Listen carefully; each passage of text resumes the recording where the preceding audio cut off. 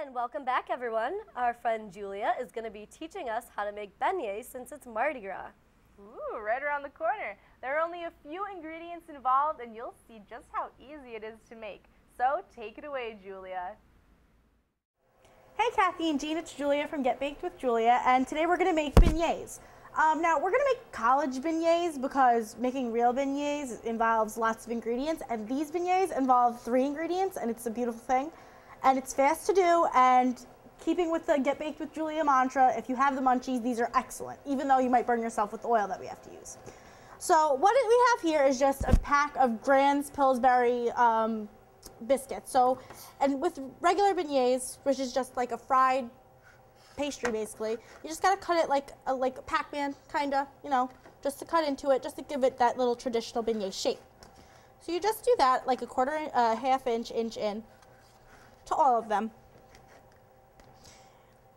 Now I know that beignets, fried dough. You have fried dough in most cultures. You have in Mexico, you have the churros. In Italy, we have the zeppoli or the pizza frite. And then you can go just America, funnel cake. You know, everybody has their own version.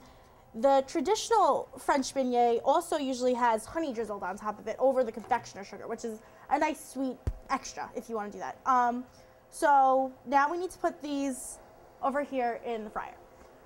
Make sure you have a nice high heat.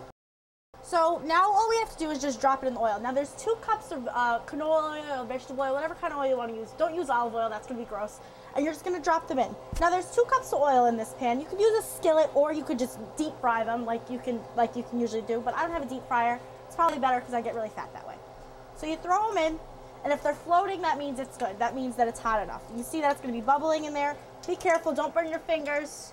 I was dumb, I wore a shirt with no sleeves. I'll probably burn myself, but it's all for the sake of TV, right? So these are going in here. It's not going to take that long, minute, couple seconds. You can see on the sides that it's turning a little brown. You know, you're just going to flip them, check them, don't burn them. No one wants a burnt beignet. I know I don't.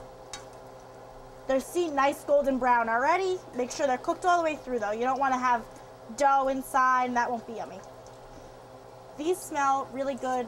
They're so easy to do. There's no excuse to not be able to make this. It costs like $10, I think, to make these. You know, I think that's a good investment because look how yummy that looks. And they're not really greasy. You'd think you're frying them in grease and they're going to be really greasy. But no, they're just delicious. And let them, you see how this fried up really good and these are really golden brown? And how this is taking a little bit longer underneath?